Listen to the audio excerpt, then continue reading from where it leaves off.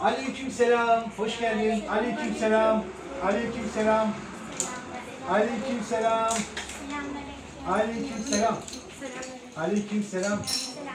Aleykümselam. Hoş geldiniz. Hoş geldiniz. Hoş geldiniz. Nasılsınız? Allah iyilikler versin. Teşekkür ederim. Güzel kızlarımız kumbaralarını doldurmuşlar.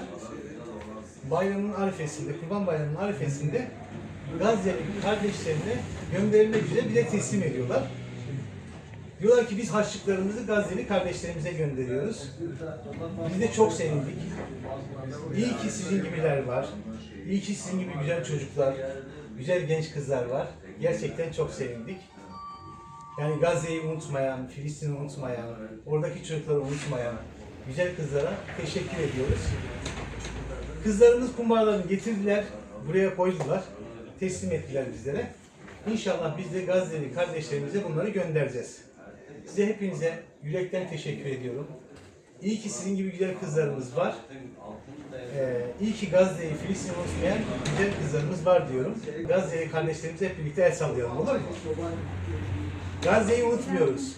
Hep yüreğimizde, aklımızda Gazze'miz var inşallah. Ben tekrar teşekkür ediyorum. Hem size, hem sizi böyle yetiştiren hocalarınıza, özellikle anne babanıza yürekten teşekkür ediyorum. Siz de böyle güzel güzel yetişmişseniz demek ki anne babalarınız çok iyi insanlar. Siz de onların kıymetlerini çok iyi bilin, tamam? Teşekkür ederim. Güzel kız, sen aklımda güzel kız olarak kaldın. Biraz daha güzel kız. Çok daha güzel kız. Çok tatlı kız. Batmanlı kız.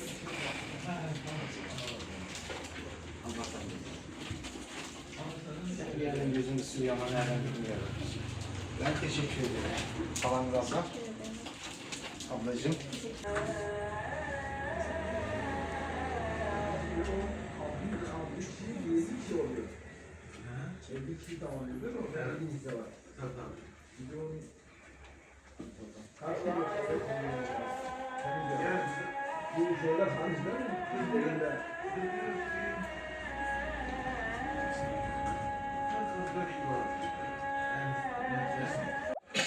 Kardeşlerimiz kumbaralarını teslim ettiler. Şimdi biz onlara yeni kumbaralarını verdik. İnşallah hem Gazze'miz için hem yetimlerimiz için kumbaralarını dolduracaklar. Sonra getirip teslim edecekler.